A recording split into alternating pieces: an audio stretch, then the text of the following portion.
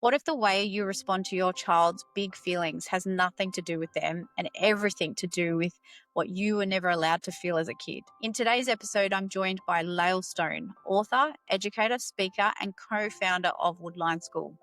We talk about why parenting takes courage, how childhood trauma resurfaces when we become parents, and why connection is always the place to start. This one is honest, warm, and genuinely helpful. I'm really excited for you guys to hear our conversation. Let's get into it.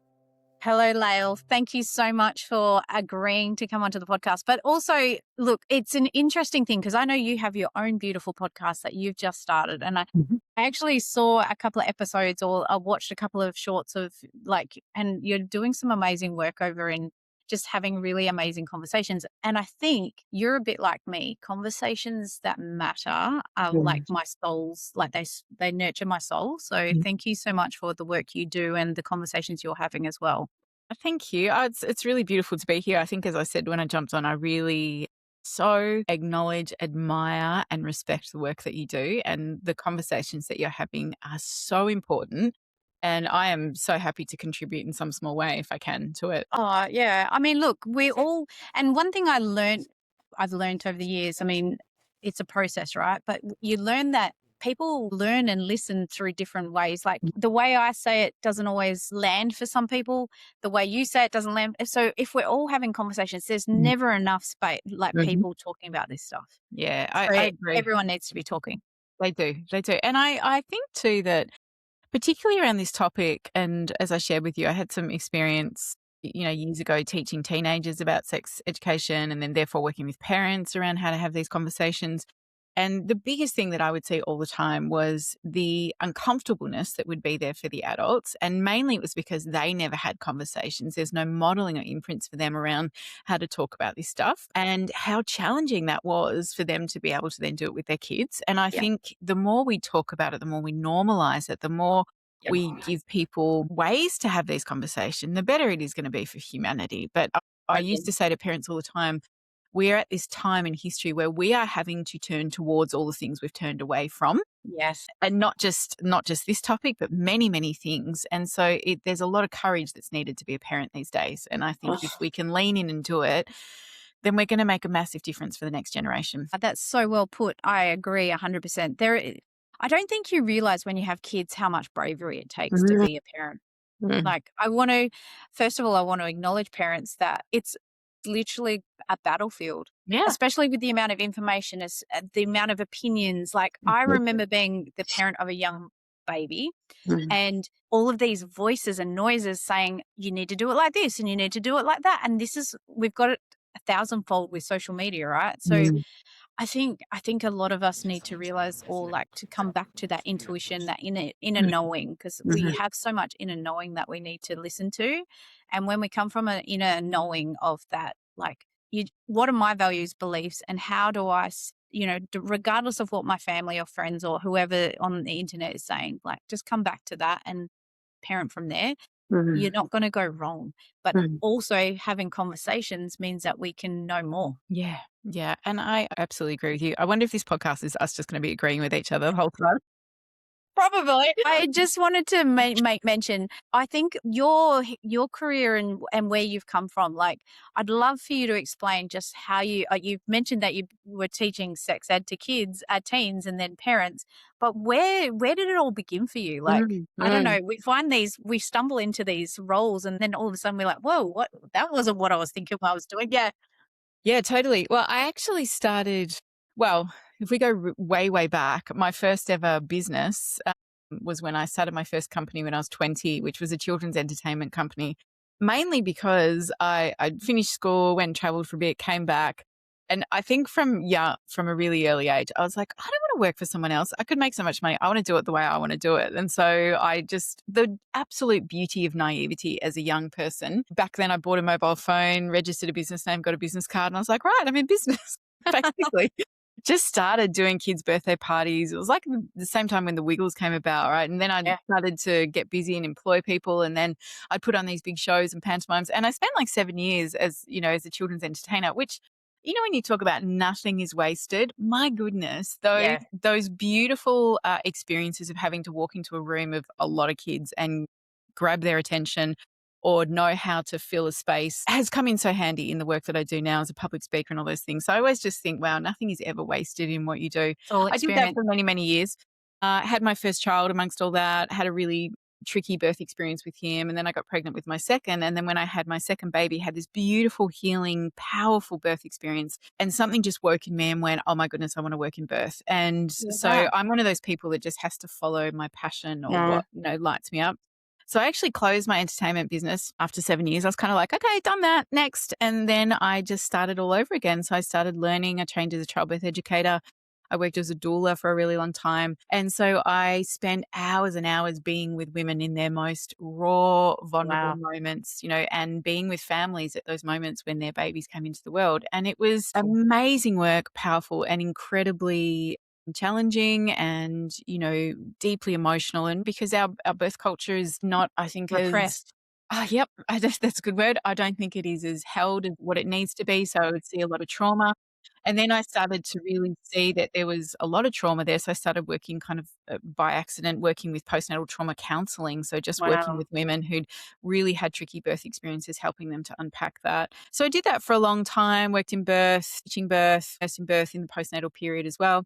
And then my children were kind of growing at that time. And then I moved a bit more into parenting because, I began to see there's one thing having a baby, then how do you deal with the toddler who's having big feelings? And so I worked with parenting. So I used to run groups of parents and run workshops for parents and work one-on-one with parenting.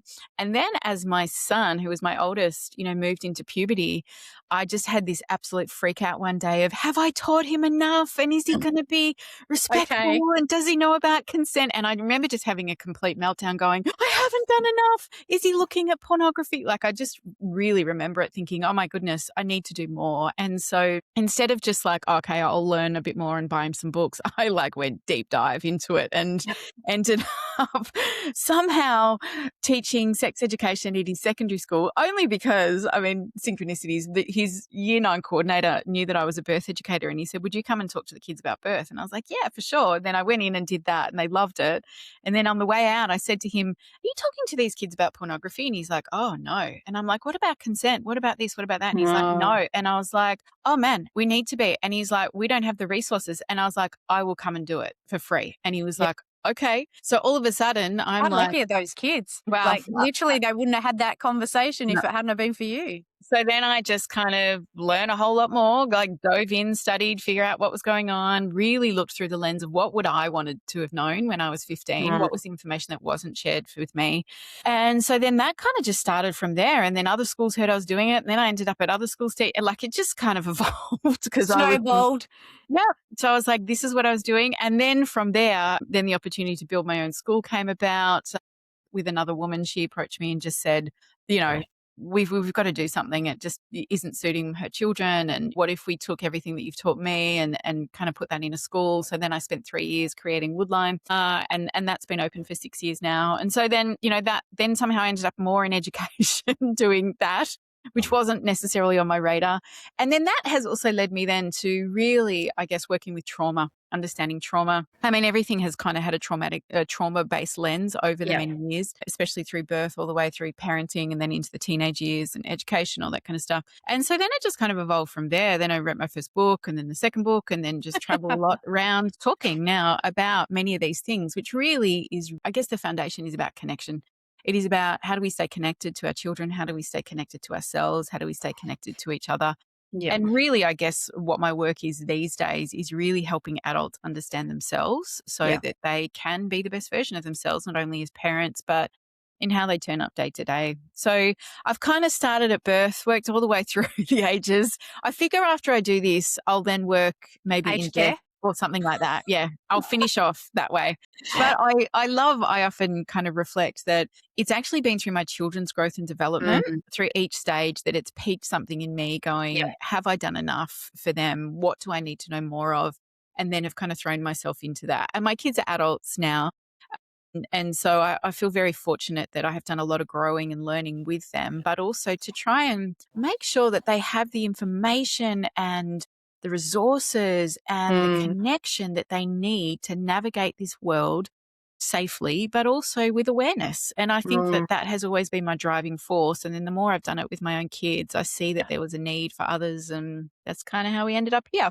Yeah, I resonate with so much of that. I think the same for me. Like my daughter was the pivotal moment, having my child. And, I'm sure a lot of people listening will understand that when your child is getting to those tricky ages or that tricky stage or something's happening and you're like, whoa, whoa, whoa, no one taught me this. Like, what are we doing here? And so that was me. But when my daughter was born, I didn't realize I had childhood trauma until my daughter was born. And a lot of parents, or a lot of people go through life and then their kids come and then they realize, I don't want to be like I was treated, or I don't want to be that parent. But they don't really know how to not do that because we aren't taught. So it, for me, my daughter come along and I was having nightmares before she was born. I was petrified of being a parent, not realizing how much parental rejections, trauma, sensitivity, all of that. And I just remember her being 3 weeks old, nursing her. I had a beautiful birthing experience, beautiful pregnancy, beautiful. I could have had 100 babies, except if there was babies. Yeah. I loved my daughter, but I was but also part of the reason my daughter is the one and only, I think, is because of my own issues with childhood that have gone. And I used to say this all the time when people would say, when are you having the next one? I'd be like, I want to be a really good parent to one and not a mediocre parent to multiples. Yeah. So I was like, I want to put all my attention and focus on being a good parent to this one baby.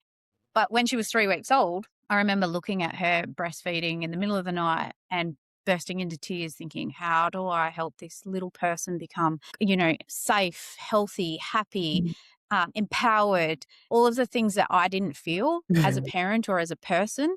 How do I help her have that? And I don't know how that ended up with me becoming a police officer, but here I am. And then, through my policing experience and learning what I did and then becoming a child abuse detective and being a specialist child interviewer, I then, like you, shared that my daughter was the guinea pig. And then I started sharing it. And so I feel like we're very much on the same trajectory pathway, that we just want people to know as much as possible so that their lives can be better, so their children's lives can be better. Really, it's about the kids. It's 100% about the kids. And that's always the thing that has often brought me back to my centre, especially when things are hard. Because, and I'm sure in your work, wow, there's been a lot of really, really hard confronting stuff. And I think that even in building my school or challenging times, I always come back to this. This is actually being of service for children to make the world a better place, because it's possible. And I see glimmers of hope of that all the time. And I see the awareness that these children have now because their parents are leaning in and doing the work, and the patterns that can be changed and what can be healed.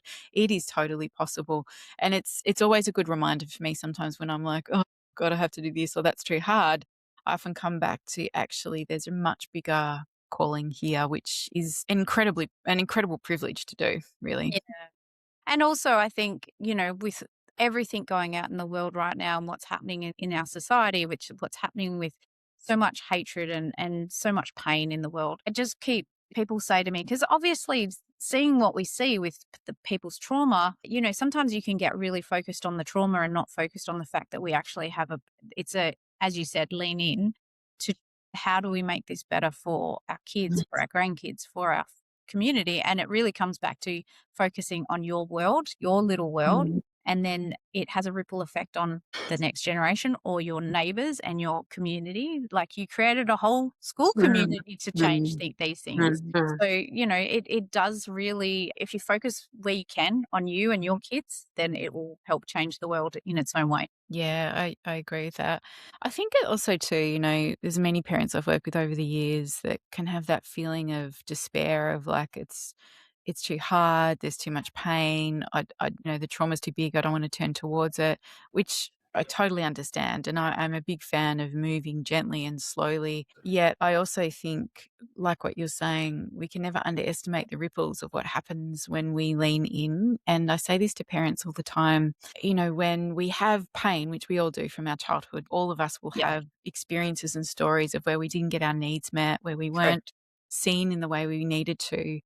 And part of our work is to be able to acknowledge that 5-year-old me was not cared for in the way that needed, or 7-year-old me was not protected in the way that I needed to be.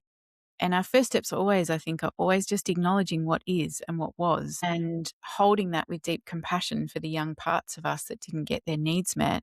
And when we are brave enough to do that, and maybe we need support to do that, maybe we need therapy to help us do that, but when we can hold that and lean into some healing, well, then it opens up a whole other doorway for us to change that story and pattern for the future generations. Mm, And I love what you're saying. The work that we often do is not just for us, but it's actually for what comes in front of us as well. And when we're able to be brave enough to heal those pieces, and they're pieces we don't pass on to our kids unconsciously. They're bits that we mm, don't place on their shoulders that they have to then carry. So it takes courage and bravery. And I often say to parents, even the smallest steps make a difference. yeah, Even if in the moment of when you're wanting to yell and scream, you pause for a second and think, wow, I'm really activated here and there's something going on for me, and we're able to take a little step back, well, then we've just moved a tiny bit towards, I didn't react in that moment. And you may still react a few minutes later, but we're just becoming aware of what yeah. we are doing. And the more that we do that, the more we see it, the more we begin to realize that we can create change. Yeah, 100%. I think it's the awareness. And that's why, for me, awareness and what I do is about awareness, right? That's the first key point to anything that we do, whether it be body safety, whether it be talking about trauma and healing trauma. It's like you've got to be aware to be able to make changes. And if you don't sit with it and go, well, this, like you said, just sitting with it and going, yeah, acknowledging what's happened and what that's been part of my journey personally, like acknowledging where I wasn't kept or held or supported or seen.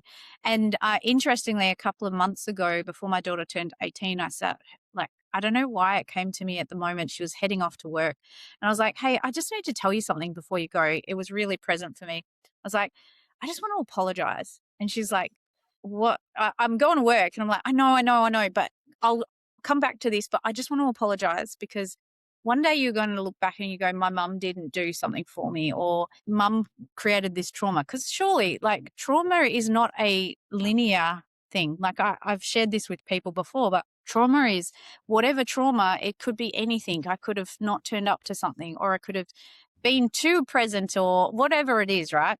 And I just want to apologize to you that if for any trauma I have caused, that when it's time and when you're ready to like bring it awareness to it and you want to talk about it, I will sit here and take accountability for it because I know that. And it was, I don't know why, but the point was, is that trauma is not linear. My trauma and what I've been through is not, you cannot compare trauma. A child who, because we like to say to people, well, mine wasn't as hard as yours. I didn't Mm. have parents that abused me. I didn't have this, but you might have lost a lot of people in your young life. Like you might have had a lot of grief and death in your life. That's still trauma. Or a pet. Losing a pet can be just as traumatic as losing a human if you're really close to that pet and that's your support animal.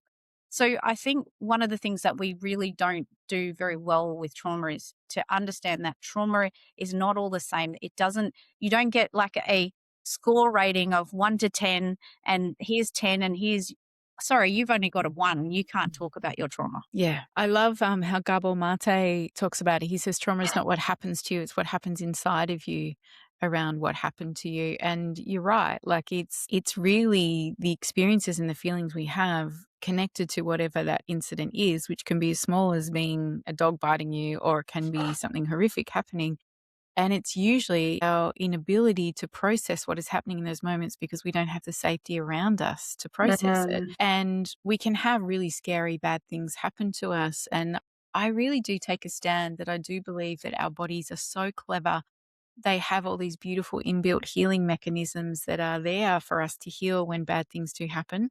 Yep. But not enough of us are aware of those parts within us or tools to be able to help ourselves when things are really, really hard. And that's what I think I love about this work of helping adults understand more about trauma, their own traumas, Mhm. being able to see the signs in their children, to be able to hold space for them to process what's going on so that it doesn't get lodged in their bodies as something that turns up later in Yep. life. And agree with you that trauma is in the eye of the beholder. If Yep. something was distressing for you, it was distressing. Yeah. And, I remember hearing this in birth a lot when when I first started working in birth, I interviewed hundreds of women on their birth stories. I wanted to understand what it was for women that made for good birth and made for birth that didn't feel good for them. And it was so fascinating because 3 women could tell me a similar story, and one of them was so deeply traumatized by it, and the other 2 were like, "Oh, yeah, it was great." And it was like, "Whoa, what else is going on here that is creating those situations?" Which had a lot to do with their past story, their Mm, imprints around whether it's being hurt or being abandoned or all sorts of stuff turns up in birth. And that is what was held in their story. And so mm, it really made me see that we can't box it in of this is this, because we're all individual and we all have our own individual stories that we yeah. come to life with, and we make it mean what we make it mean. Some of us have skills and resources and resilience and ways to navigate the really tricky stuff.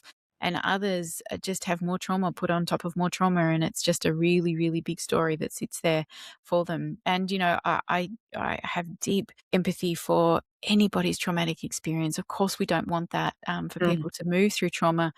But I like to stand in a place where I say, and I've seen this enough over doing this work for a long time, that I really do believe that healing is possible when we mm, have the right circumstances and the right timing and the right tools for us, that we are pretty extraordinary as humans in our capacity to mm. heal. We often just need the right environment to do it. Anything is possible.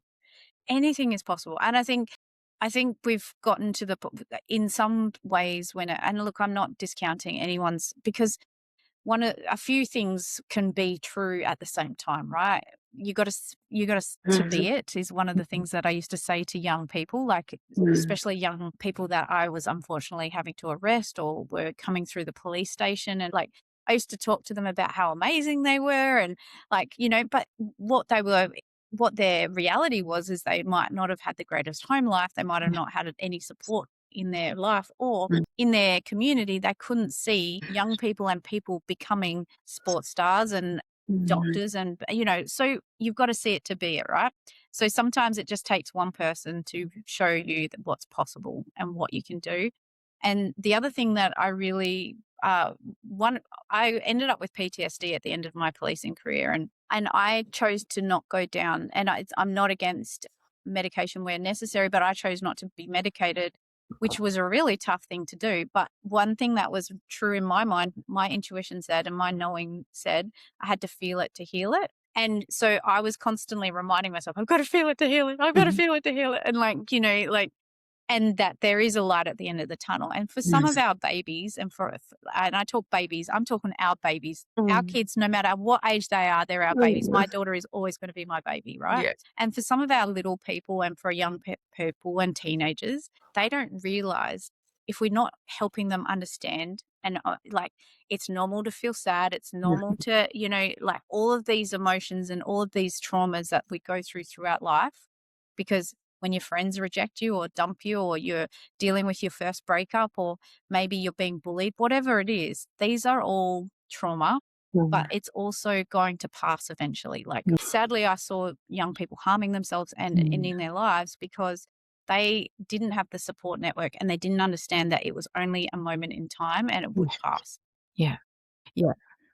Sorry, yes, of course, absolutely. And I think I often used to explain it to parents this way, that we have to remember that most of us were raised in ways where feelings weren't okay. Mm, When you made a mistake when you were young, or you did something wrong, or you yeah. hit your brother, or whatever it was, most of us would have got shamed. We would have got sent to our room. Maybe we were ignored. Maybe we were hit. Most imprints around feeling our feelings is it's not safe. So we Yes. either have to push them down, or we bury them deep, and we bury them deep with drugs and alcohol and food and busyness and all the things, or we hold on to them and then they come out as aggression and anger and Yeah.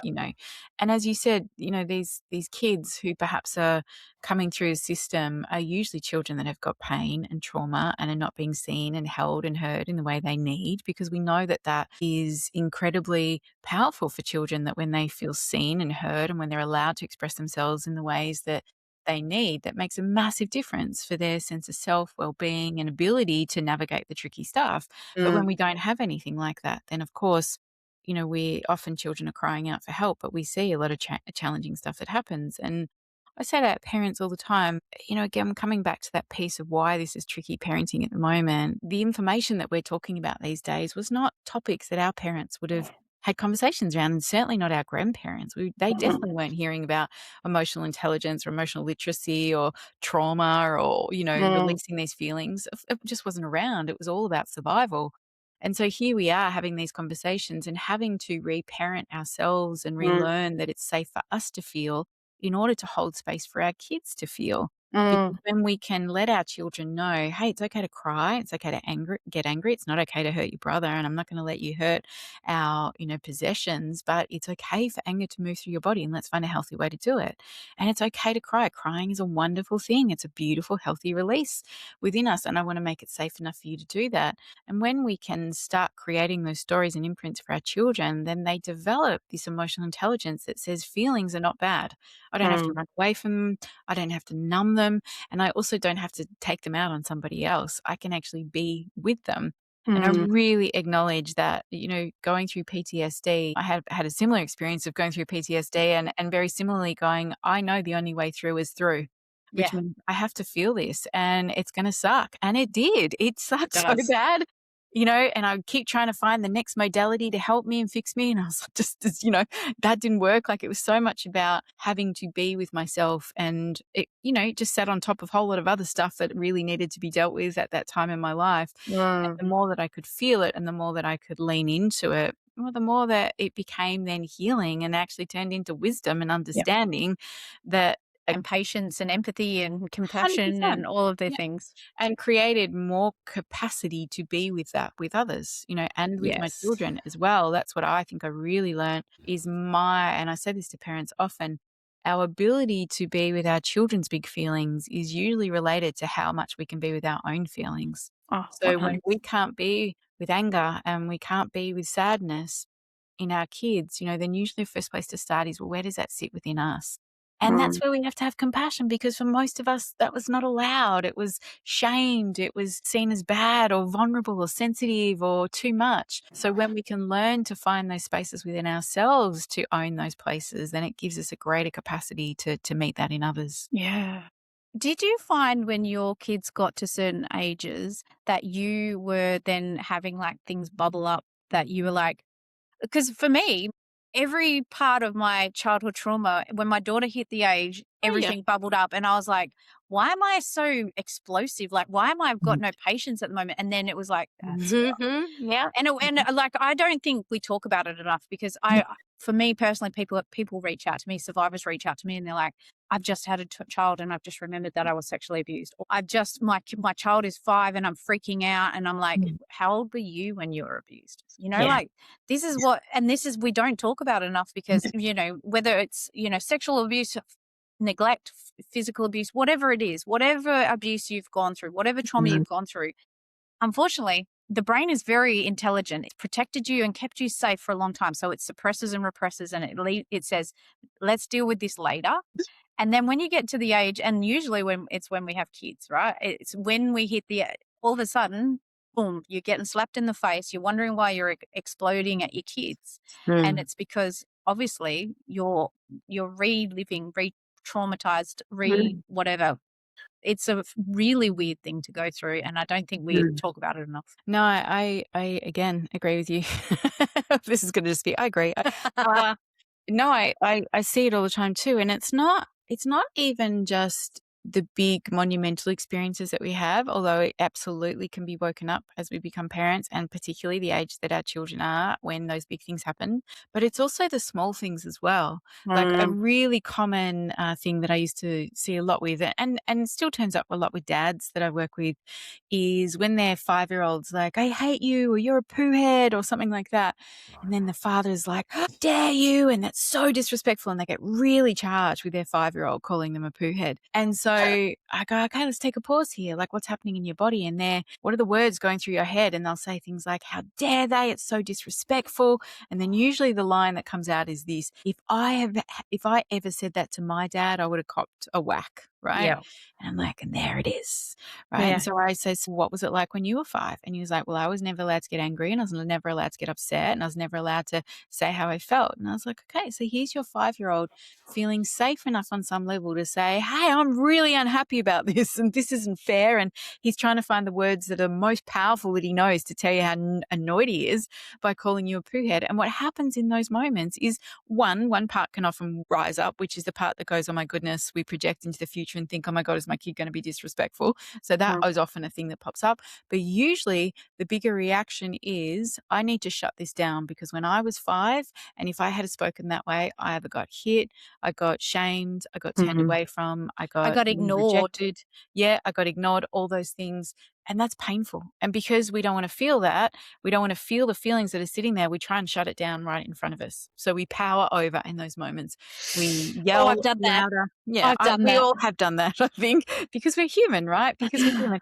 And so we power over, we shut it down, because it's really painful for us to be with what we didn't get. And as I would say to dads, so when we're feeling pretty centered and anchored, and our kid comes towards us and says, you're a poo head and I hate you, then what we can ideally do is just be like, it's interesting, right? My kid's having some big feelings, or I wonder what's going on for them. And we can meet it with some calm. We can meet it with playfulness. We can meet it with like, oh, you must hate me so much to call me a poo head. Mate, do you know what? I love you even when you hate me, right? Yeah. And then often your child will get angrier, which is not a bad thing. They've got to let out their feelings, or they'll start giggling and laugh, and then connection's restored. But we need to be anchored enough in ourselves to be able to meet it with that. And yet, when we have our own pain points or wounds that sit there, that is usually when we get activated. And for me, with my kids when they were little, I was pretty grounded most of the time. There wasn't big charges. But when my kids became teenagers, that's when all my stuff came up. It was like, I remember thinking, oh my God, I have to go through puberty all over again. And I was just I didn't even realize I was going back to being a teenager. I became a teenager. Yeah. Like, I was acting like a teenager. Yeah, like my daughter would like trigger me and I would start acting like a teenager. totally. And it's only now, like, I was like, and someone said to me, oh, you two act like sisters. And I was like, what do you mean? And they're like, oh, don't you think it's weird that you're like literally fighting back like you are? Yeah. It's so confronting, isn't it? And I think our kids keep us so humble. Like, I just think our children are the best teachers. Like, we think we're there to guide and teach them, but they are here to teach us. They come along and they're like, hey, you got all this crap here you need to sort out. So I'm just going to push the exact right buttons to help you look at it. Hopefully you will look at it. And if you don't, I'm going to keep getting louder and louder about that bit so you do look at it. And whenever parents would come to me with any issues with their kids, I'll be like, well, tell me what's going on with your child. And then the next question is, and what's going on with you? How do you respond to that? What feelings come up for you? What are the thoughts that are there? Because usually, sometimes it is, we just need to tweak stuff for kids' environment or meet their needs or listen a bit more or have more connection. But a lot of the time it is connected to us as a parent, particularly if we're getting triggered, then that is usually about us. And so the invitation is to look at what is mine here in this bigger picture of what's going on. And it's not easy to do because we haven't been modeled how to do it. And it's also confronting. Like, nobody wakes up and goes, gee, it's a great day to deal with my childhood trauma today. We just don't. We're like, I'm just going to push it down as far as I can until you can't ignore it. And I think having kids is just like the biggest mirror in your life. And it's so interesting. Like, I've got 3 kids, oldest son and 2 girls. And all of them have brought different qualities to me around my own story, and equally my husband as well. And it's, I guess, when you're willing or you can lean into it, it can be so transformational because then you actually have a clean and healthy relationship with them, which is what we want. But God, it's messy. It can be so messy, so messy. I tell you what, if I had, like, I was 26, 27 when my daughter was born. If I had have waited another 10 years, different parenting, different styles. If I had have had a child now, different person again. Like, as a parent, every child gets a different version of you. Yes. Every, where you're at, where you're emotionally at, like, it's just so interesting. I feel, and I think it's Gaba Mate that says, no 2 children receive the same, like, have the same experience in the home. So, when your child comes to you and says, you didn't do this for me, and you're like, yes, I was always there, but actually maybe what they perceived and, that actual versus perceived piece. Like, I was always saying to my daughter and husband, is it actual or is it perceived? Because we perceive things from our hurt and our feelings. Mhm. Sometimes it's not actually what's happening. They hate me for it, but Yeah. I'm very good at pointing it out to others, not so great with myself. But it's so true. What you're saying is so true because, and I say this to parents all the time when they're sitting there and they go, "Oh my God, I'm going to mess it up." I'm like, "Of course you're going to mess it up. We're all going to mess it up." Like, even when you think you're doing the best as parenting, there'll be one thing that your child will come back with and goes, "Remember when you did that?" And you're like, "That wasn't even bad. Like, I did this other thing." And, Yeah. and the reality is, what we want out of this whole parenting gig is for our kids to feel safe enough to turn around and say, "Hey, that didn't feel good for me." So Yeah. what you did with your daughter was so beautiful, where you were like, "Hey, here's just an overall apology for all the big things, but I want you to know that you can come and talk to me Yeah. about it when When and you're if ready. you need to." That is the goal that we're looking for, because life is going to happen. We know that. Bad things are going to happen. We cannot control it. Our kids are going to get rejected. They're going to get their feelings hurt. They're going to get excluded. They're going to get their heart broken. Like, stuff is going to happen, because that's what it is being a human, unless you lock them in a room and leave them there, and that's not healthy for them either, right? They're going to have to experience what life is. And I really do believe our goal is to make it safe enough for them to bring it to us. Yeah. Our goal is to say, "Hey, no matter what goes on, I've got your back. I'm Yeah. here. Let's work through it." And so that includes the things that I do with you, and I remember saying from a very young age to our kids, both my husband and I would say to our kids, if we ever speak to you in a way that doesn't feel like it's coming from our heart, or we speak to you disrespectfully, we give you full permission to call us out on it. Same. And they did, and they would. And it was like, it stung It at the hurts the time. most.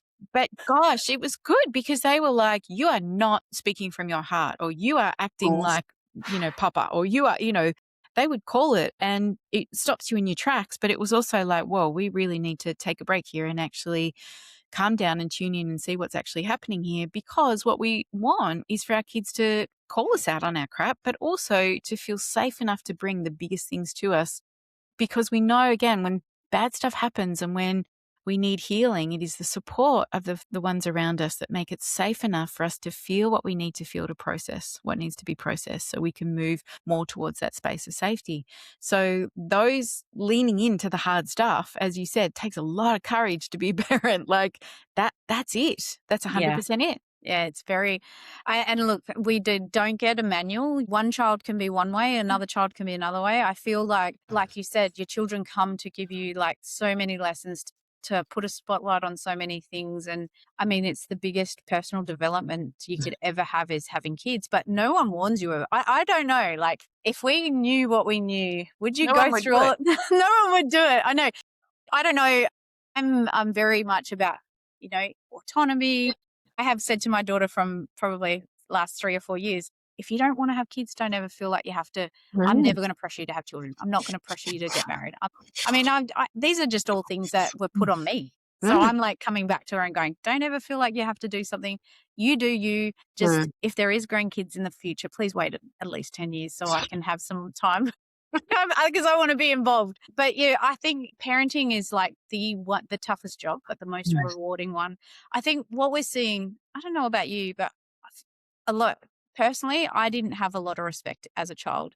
I didn't have a lot of, like no conversations, no respect. I was treated like I was, I was just there. I wasn't actually considered in anything.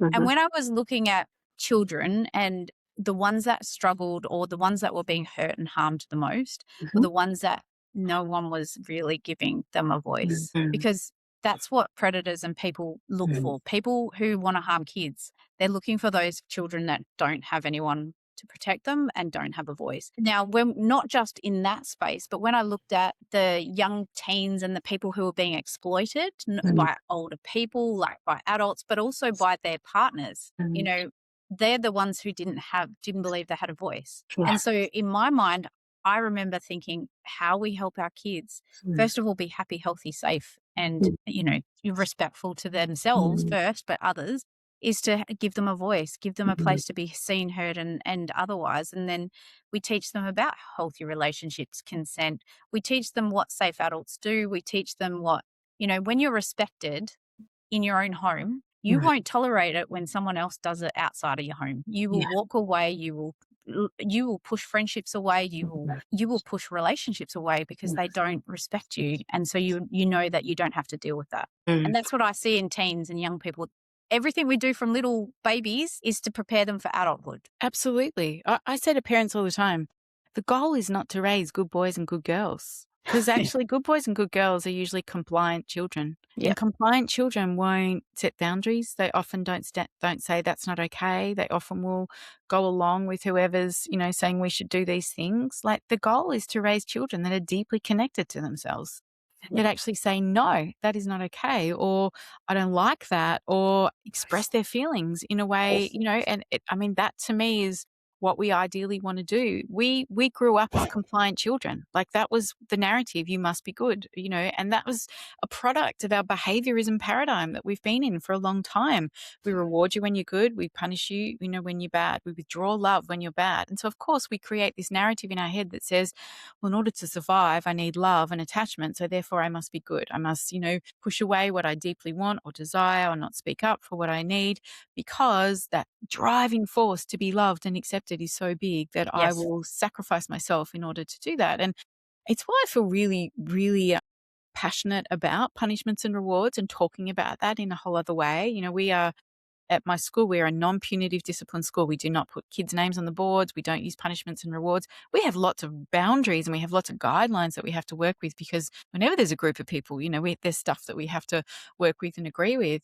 But punishments, usually what they do is incite shame within us. And then when we feel shameful, then the inner voices often become things like, I'm not good enough, or I'm bad, or that kind of stuff. Unlovable. Yeah. Yeah, all of that. And then I know the argument is, but people need to be held accountable. Yes, they do. But there's also this bigger picture where was it that we decided that in order to make someone do better, we must make them feel worse first? Because it does not work with children. It doesn't. And I'm sure that that anybody that offends or does stuff is usually because they have their own abuse trauma story there as well. And I'm not excusing any of that at all. Not at all.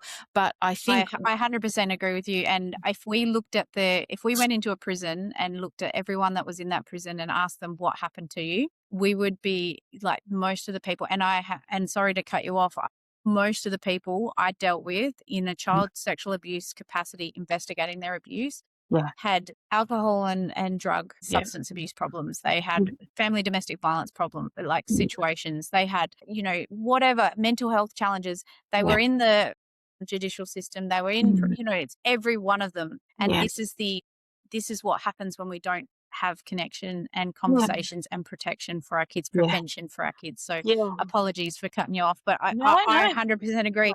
And it made it really hard to be a police officer when I realized that. Yeah, because I think it's been around for a long time, isn't it, of right and wrong, and I agree there is stuff that is not okay, and yet when I kind of look at it through the lens of parenting, and I'm looking at it from, yes, how do we create change for our future? Well, when our kids mess up, which they will, there's always a reason for our kids' behavior. Children are often waving a red flag saying, hey, I'm not getting my needs met. You're not seeing me. But if I hit my brother in the head, then maybe, you will. Or notice me. If I do this big thing, it's because I feel so overwhelmed. My nervous system's fried. I've had a massive day at school. I don't know how to process all of that. So I'm going to come home and I'm going to throw that thing.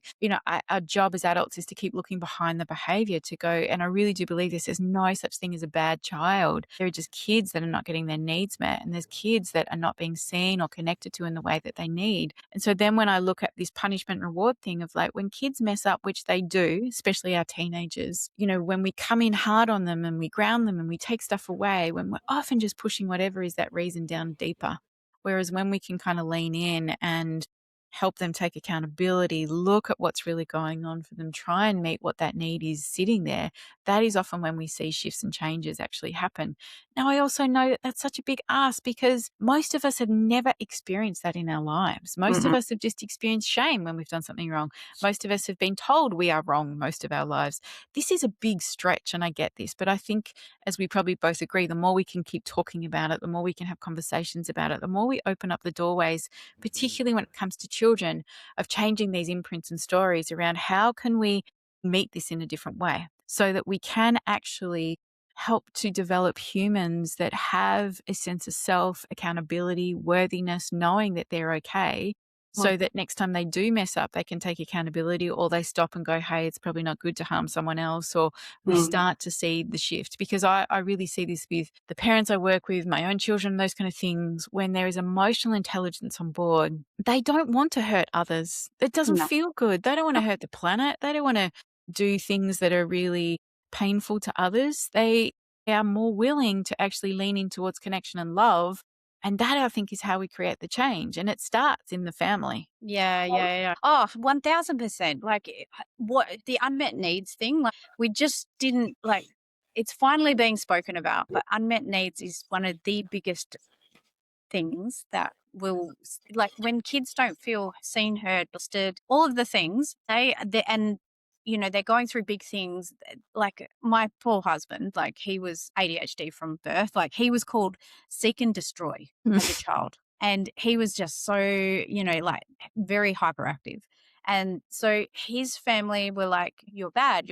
So that's at 45 years old, that's still his inner voice. I'm bad. I'm not allowed to have big emotions. I'm not allowed to think. He's doing the work now, right? Finally doing the work. Yay.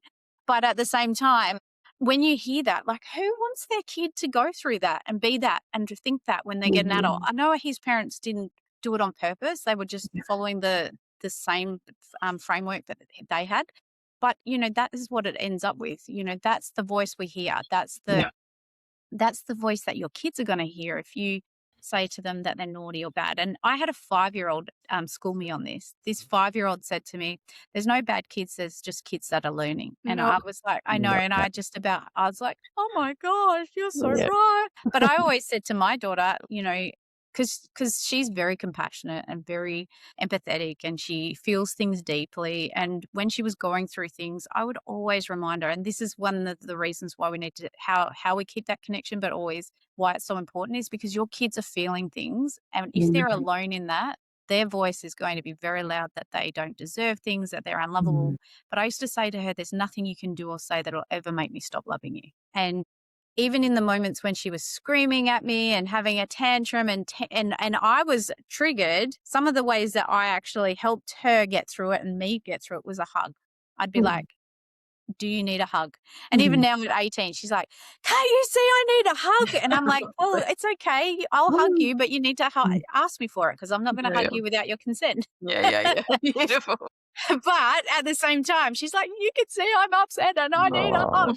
But, just letting your kids know that it's okay. Nothing they do or say will ever be, and sometimes I had this epiphany, I don't know when it was, but that behavior and the person are different things. So I used to tell my daughter, what you do and who you are two separate things. And so when you behave a certain way, yes, that behavior is not great, but that isn't who you are. You, the person, are amazing. You're lovable. You're the sunshine in my day. Like, don't ever doubt that. But hey, this is not so great right now. So pulling those two apart can sometimes, that helped me, because it's such beautiful insights. And my last book I wrote, which is called Own Your Story, which is all about the imprints that we have as children. And in you saying that, like, I know that there'll be people sitting there whose imprints are really around, if you're good, then you're worthy. If you're achieving, then you're enough. We must get the best grades to be there, certain things. Like, so much of our childhood imprints from our generation were very much around success equals, the way you look, how much money you make, what you do, how fast you can run, all those kind of things. Undoing those imprints are tricky. And we then look at our children, and often those unconscious thoughts tip in, right? So when our kid isn't behaving the way we want, or they're messing up in a certain way, or they're not achieving on the sports field what we do, this part gets activated in us. It's like, and it's often deeply unconscious, which just says, that's unsafe, because in my family of origin, you belong by being like this. And it's often all about this unconscious loyalty we have to this family imprint that actually often doesn't even serve us. And when we can begin to ask ourselves these questions, like, where's this thinking coming from? Who would be unhappy in my family of origin if my kid did do this? Well, there's a bit of a clue that maybe this is connected to something that's bigger than what I'm seeing right here. And I think they are such powerful steps of consciousness for us as adults to realize these bigger, deeper threads that sometimes we carry. Oh, through yeah. our lineage, and then we often pass on to our kids, which, and as you say beautifully, our kids are standing there going, "I don't want that one." Like, I'm throwing that back at you.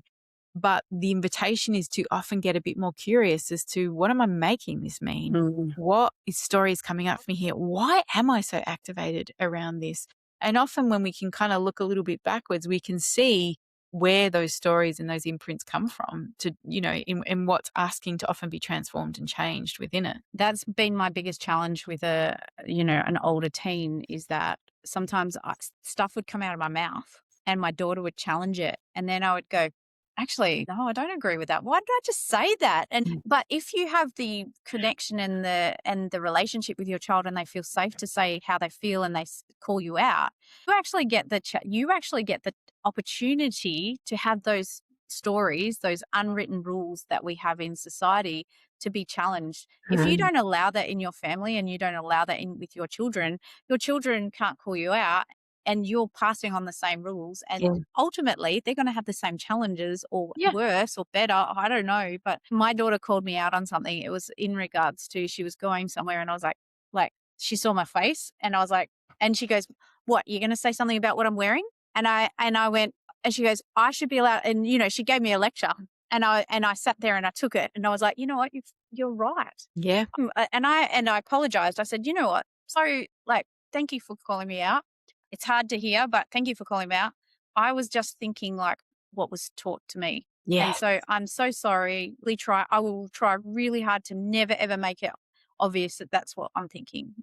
I love that you did that. I mean, that is Repair is the best thing, it right? is. It is. But I just love how vulnerable and real and honest you are within that, because I mean, what you've just set up there is just so profound for your daughter. Not only that you're like owning your piece in it, but you're actually stopping the imprint there. You're actually going, whoa, okay, that's mine. I own it. That's not yours. Because she's just like, I'm handing this back to you. I mean, that is so powerful. And in those moments where we think we're messing up as parents, because we all do, and we think it's really hard, I think we have to remember those moments where we are willing to be vulnerable, where we're willing to repair, where we're willing to own what is our crap. Like, I just don't think we can ever know the ripple effects of how powerful that is in creating change. I know. And I hope people listening realize that, none of this is easy. No. Honestly, the amount of times I've cried in my cupboard because I feel like I'm failing. I feel like I fucked up, basically. Yeah. I remember saying to my husband, I failed when I left the police, because I'd been in the police for 10 years. She was 2 when I joined, 12 when I left. I was like, I've wasted her life in the police. Like, this is how I was feeling at the time, right? Because I was going through this huge mental health challenges, everything, but I was reassessing my whole purpose in life, etc. I should have been here more. I should have done this. And my daughter came in and was like, "What's wrong, Mum?" And I was like, I just feel like I've failed you. And I was very honest with her about my emotions. Like, I didn't ever hide when I was struggling with her. I didn't put it on her. I didn't make it her problem, but I always said, "I'm struggling right now. Mum's struggling right now. I'm just feeling some big feelings. I'm not sure how to deal with them. I'd really appreciate a hug if you want to give me one." And anyway, I said, "Look, I'm feeling like I have failed because I haven't been around for you. And I feel like I've put my work first before you." And you know what she said to me? "What are you talking about? You're always there." And it was the thing that I needed to hear in the moment. So even though I felt like I wasn't there, obviously, and this is what I say to parents, they don't notice when you're not there. They notice when you show up and when you're present, and they notice if you're there for them when they need you. Yes. When you don't talk over them, when you do sit and have those conversations. I don't know about your kids, but my daughter used to talk my ear off for hours at nighttime when I was laying in bed with her. It was our little tradition, like we'd lay together.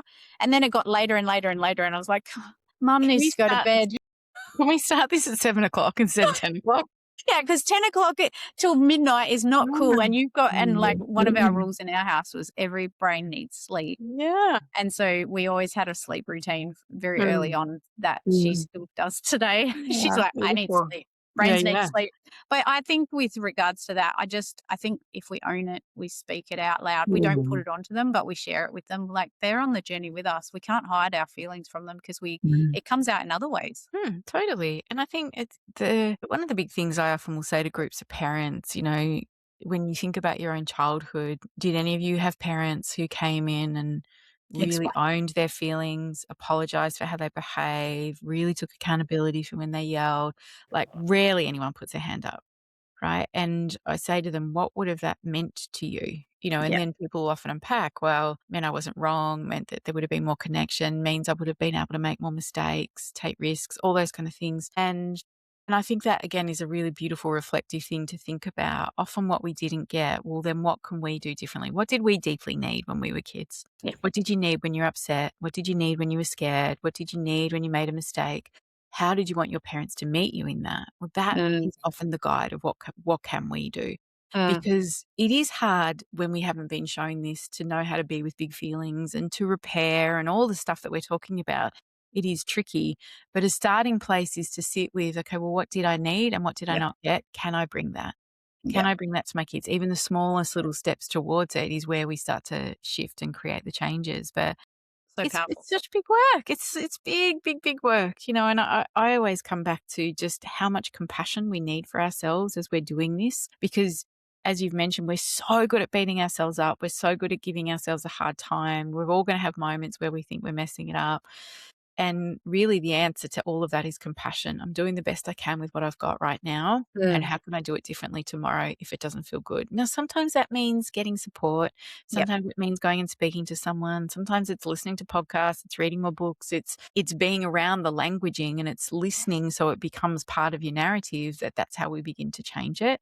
Mm, And going back to what you said before, our kids all have different parents at different ages. Like I was 25 when I had my son as well. I was a baby. I was like a baby having a baby. yeah. I just look back and think my son is so robust because he basically had to survive us because we had no idea. No idea. Yeah. No idea, no friends that had kids. Like we're literally just making it up as we go, which on some level taught me to trust my intuition, but really no clues. And then, having my third child 8 years later, she got a completely different mum. And I just think also too, I can't look back at that 25-year-old and give her a hard time.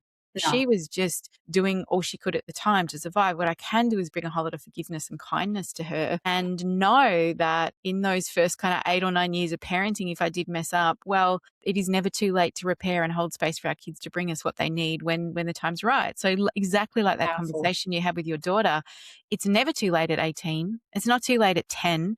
I mean, I work with adults that would love their 70-year-old parent to sit down at the table and say, I am deeply sorry if I didn't meet your needs. Like, do you know how healing that would be for some Mm, people? So it is never, ever too late to be able to turn to our kids and say, hey, I'm here and I'm listening and I'm willing for you to share with me what's felt painful and hard. yep. And I mean, that's a big conversation. You've got to be ready for it. And Yeah, you got to be ready to hear what comes out, because if you yeah, open the door, you can't shut it because yeah. you're just doing more damage. Yeah.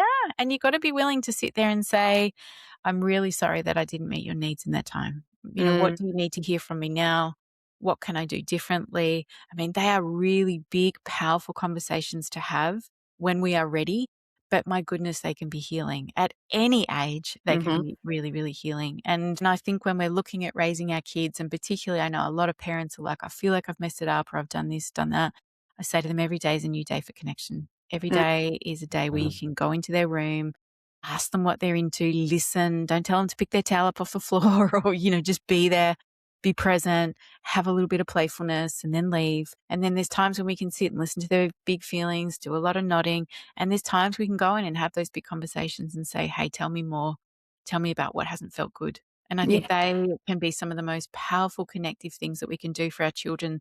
For no matter what has happened in the past, I think we can start those steps towards healing in a really powerful way. That's amazing, Lael. I 1000% agree with you. And I think it sounds like we're the same parent, but we're not. It sounds like we've had our own Mm, realizations in different mm, ways throughout the childhood process and the mm, parenting process. So, Lael, how does everyone find out about your books and you mm. and where to follow you? Because I think Yeah. I actually watched one of your reels the other day about how you promised yourself this year that you were going to slow down and that with space you find more things to do, and you're like having to say no, no, no. And do you know what? It was like literally hearing myself speak. Yeah, yeah. Let me just tell you, it's a really interesting journey, that one at the moment. I mean, crazy problem to have, right? To just try and slow down a little bit. And I can slow Very down, lucky. but I'm just fighting it like a big time because I'm used to achieving and doing. And So yeah, that's my mission at the moment. So people can find me at laelstone.com.au. It's the good thing about having a weird name is I'm the only It's Lael very Stone when you Google it. So I turn up. So I've got a website, like I've got courses, my books and stuff run there, or I'm on socials as well. yeah. And And your my new podcast. new podcast is called Humans Being, where we just have beautiful conversations like this about the human behind each of us and how we've gotten to where we are in our journey. So yeah. I mean, this has been so beautiful, Kristi. I do feel like we're maybe the same person because everything that you say, I'm like, oh yeah, that's me. Yeah, that's it. But it's so beautiful to connect with someone who's, well, I just think speaks the same language, and is doing that beautiful work out in the world that it's wanting to make a difference and make it a bit safer for humans everywhere. And, so I see you, honey. I honor you too. And I think it's just through experience, like literally. And when you spend a lot of time around a lot of different people, I mean, you've been around a lot of parents and a lot of different age groups and stages and et cetera.